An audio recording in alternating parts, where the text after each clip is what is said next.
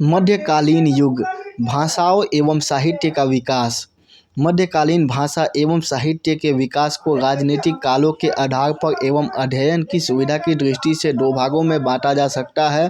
पहला सल्तनत कालीन भाषा एवं साहित्य एवं दूसरा मुगल कालीन भाषा एवं साहित्य। दोनों कालों में भाषा एवं साहित्य का विकास कैसे और किस भांति हुआ, इसका अध्ययन हम अलग अलग करेंगे। सल्तनत कालीन साहित्य। सल्तनत काल 1192 से 1526 AD में फारसी, संस्कृत, हिंदी, उर्दू भाषा में साहित्य लिखे गए और इन्हीं भाषाओं का विकास हुआ। फारसी साहित्य। सल्तनत काल के सुल्तान थियोक्रेटिक थे। उनकी भाषा, सांस्कृतिक और विचारधारा सभी कुछ विदेशों से प्रभावित था। इसी कारण उन्होंने फारसी भाषा को अत्यधिक महत्व दिया और इसी भाषा के साहित्यकारों को राजदरबार में संरक्षण प्रदान किया गया। सल्तनत काल का इतिहास भी इन्हीं समकालीन लेखकों, कवियों एवं इतिहासकारों द्वारा लिखा गया। इस काल के फारसी भाषा के मुख्य लेखक थे ताज उल मासीर के हसन निजामी, तबाकत ए नासिरी के मिनहज उस सिराज, तारीख ए फिरोज शाही और फतवा ए जहानदारी के जिया उद्दीन बरनी, तारीख ए फिरोज शाही के शम्स ए सिराज अफीफ, तारीख ए मुबारक शाही के यहया बिन अहमद सरहिंदी, फुतुह उस सलातीन के इसामी आदि।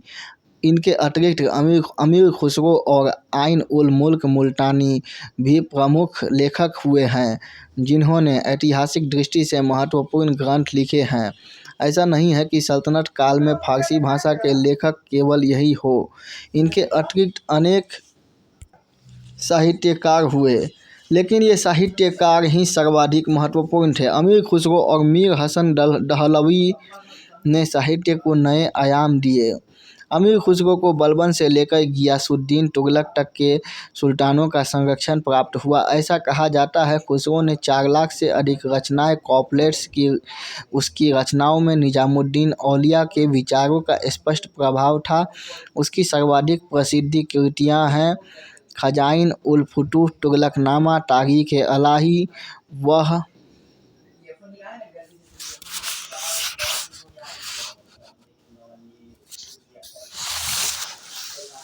पहला मुस्लिम शासक था जिसने हिंदी भाषा के शब्दों एवं हिंदू विचारों का खुलकर प्रयोग किया। फारसी में अनुवाद किए गए कुछ ग्रंथ अनुवादक तुजुक ए बाबरी, अब्दुल रहीम खानखाना, अथर्ववेद, हाजी इब्राहिम सरहिंदी, लीलावती, फैजी राजतरंगिनी, मुल्ला शाह मुहम्मद, हरिवंश पुराण, मौलाना शैरी, पंचतंत्र अबुल फजल, नल दमयंती फैजी, भगवद गीता फैजी।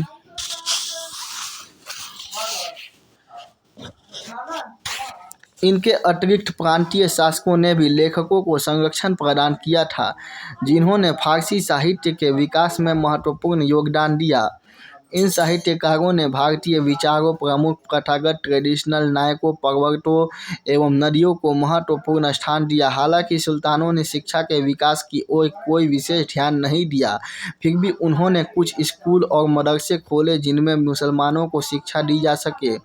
ये मदरसे मस्जिदों द्वारा संचालित होते थे, जहाँ फारसी भाषा और कुरान की शिक्षा दी जाती थी। कुछ प्रमुख शिक्षा केंद्रों पर पुस्तकालयों की भी व्यवस्था की गई थी। जलाल उद्दीन खिलजी ने अमीर खुसरो को पुस्तकालयाध्यक्ष नियुक्त किया था। सल्तनत काल में दिल्ली एशिया का इस्लामिक शिक्षा के सर्वश्रेष्ठ केंद्र के रूप में विकसित हुआ। बहुत ही कम मुसलमानों ने संस्कृत की शिक्षा ग्रहण की। अल-बरूनी के पश्चात किसी मुसलमान का नाम सुनने में नहीं आता जिसने संस्कृत में प्रवीणता हासिल की हो। फिरोज तुगलक और सिकंदर लोदी ने कुछ संस्कृत के ग्रंथों का फारसी में अनुवाद करने के लिए आदेश दिए।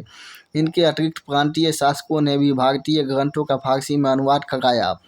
संस्कृत और हिंदी साहित्य। हिंदी एवं संस्कृत साहित्य का विकास केवल हिंदू राजाओं के दरबारों एवं प्रमुख शिक्षा केंद्रों पर ही हुआ।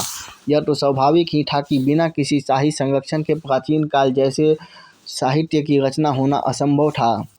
कालिदास, भवभूति जैसे साहित्यकार इस युग में न हो सके, यद्यपि इस काल में इस्लाम का अत्यधिक प्रभाव था, फिर भी हिंदी साहित्यकारों ने इस्लामिक दर्शन को अपने ऊपर हावी नहीं होने दिया।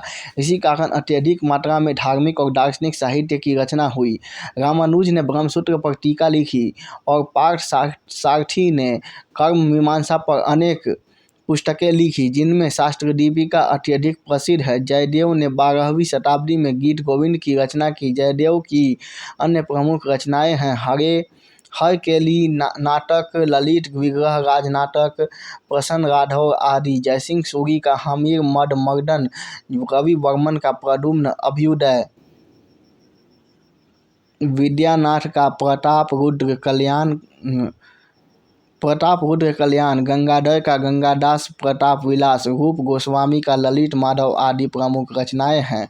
इस काल का सर्वाधिक प्रमुख ग्रंथ विज्ञानेश्वर का मिताक्षर है।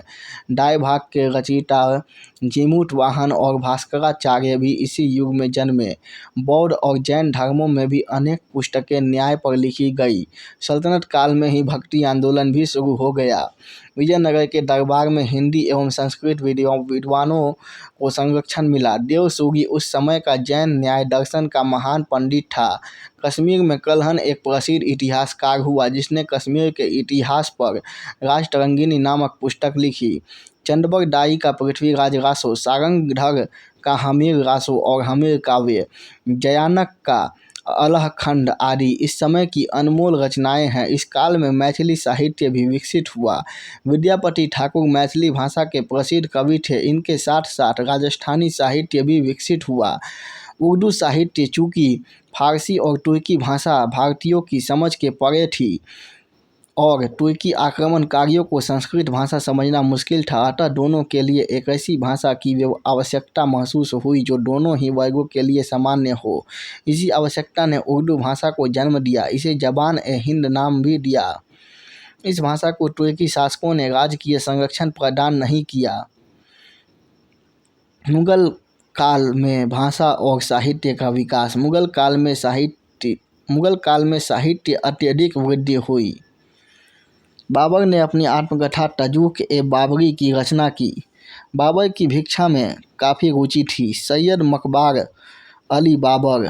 बाकी अगले पार्ट में।